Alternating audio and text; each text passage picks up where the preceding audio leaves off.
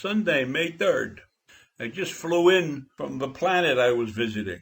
Yes, you didn't know I had superpowers, but here I am, ready to do my rant. So there's a wild story about a housing development in Florida. It's a story about 3 babies. About 4 years ago, one of the babies was found on the stoop somewhere with a note that please take this child to the fire department. And that apparently was done, and the child is alive and well and living with their foster parents. And then about 2 years later, another child was found on the stoop with a note that said, please take this child to the police department. And that happened. And then, but the police department, they didn't do anything. They got a note, they looked around, okay. Then, just 3 or 4 weeks ago, a third child was found on the stoop. Another note, take us to the fire department. So this time, the police did something smart. They ran DNA on all 3 of the children, and they found that the DNA was the same. So now they're searching for the parents. Now, my question is, what took them so long to realize something was going on? Why didn't they do a test with the first 2 children? And you know what? When you look at this, you know that they needed to see Chester Morris or Jack Webb or Raymond Burr or Peter Falk or Margaret Rutherford or Warner Oland or Angela Lansbury. Any one of those could have helped them find out what was happening. What's the real mystery here? What a great TV series this would make, right? Hunting down the parents of these children. Well, that's all I want to say about that. So now I'm going to talk a little bit about what's happening in the pandemic world. So the White House has blocked Dr. Fauci from testifying in Congress. Apparently, the House Appropriations Committee wanted to talk to him about something, and the White House didn't feel that was appropriate for him to talk to them. They considered whatever they were going to ask off the topic. So a person informed the committee that Fauci would not appear before them, and that person has not been identified. In addition to this talk, Fauci is going to talk to the Senate in 2 weeks. In Trump's mind and in the White House's mind, I think they believe that the Senate is much more friendly toward Donald, and so they're allowing Fauci to talk in front of the Senate. But they have postponed his talk in front of the House, even though they said they would let him talk in a couple of weeks after that.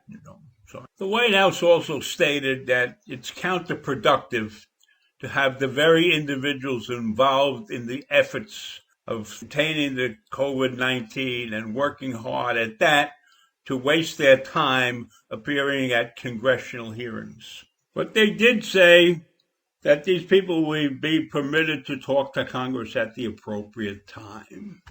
Who knows when that will be? Look, Fauci's no stranger to talking before Congress. He's testified before them many times. And we know that he has contradicted Trump's optimistic misstatements about the virus and how much it is under control after claiming more than 64,000 lives in the U.S. So I understand why Trump doesn't want him talking to Congress. Fauci has also been a major voice against opening the country up too soon. He's warning that any violation of social distancing rules and the wearing of masks, which I see a lot of people doing. There's very few people I've run into that's not wearing their masks. Anyhow, Fauci feels that if we relax on any of these points, we would eradicate the progress that we've made fighting the disease up to this point. Fauci was also upset about some of the governors who are leapfrogging over the first phase, which is that 14-day waiting period. He's not satisfied with all the testing that's taking place. He doesn't feel it's adequate. And that's a major sticking point between him and Trump, because Donald thinks we got plenty of testing going on. Fauci also feels that the protesters are wrong and that if we don't take care of the virus, this country won't succeed in returning to an economic power anytime soon. And of course, Trump loves the protesters. He's in favor of them protesting. And that's another big sticking point between these two men. Trump has even said that some of the governors have gone too far in imposing restrictions. And then he said to the demonstrators that they should liberate 3 states led by Democratic governors in Minnesota, Michigan, and Virginia. Now, who encourages that kind of demonstration? You're the president, man. You don't encourage people to demonstrate, right? Because they're demonstrating against you. They're demonstrating against the country. You have to be neutral. You have to let these things take their course. And you don't berate governors to the public. Getting back to testing, Trump is going to put pressure on a couple of companies so that they can produce about 30 million swabs more a month to help with the testing. U.S. is now testing about 150,000 people a day, but needs to double or triple that number.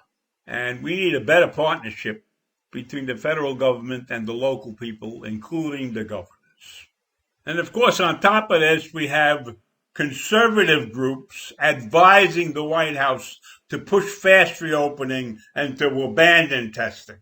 Screw testing. Let's open up and see what happens. Well, from where I sit, everything seems to be the same. It's the same in the sense that nobody has changed their position. One side says we got plenty of testing. The other side says we don't have enough kits. We don't have enough testing. And one side says reopen. And the other side says be cautious. So this country's in a big dilemma. And I don't want to say more about the leadership. I'll just give you a few more facts. 44 states shut down schools for the rest of the year. 1/3 of the cases in the world are here in the United States. And 1/4 of the deaths have taken place in the United States.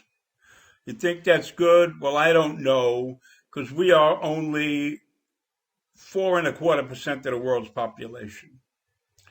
And on top of this, 32 states have begun to open, but none in the East. So that's where we stand right now. And I think it's time for me to fly off and see what's happening on Krypton. I'll see you tomorrow, though. I'll drop back in tomorrow. Bye.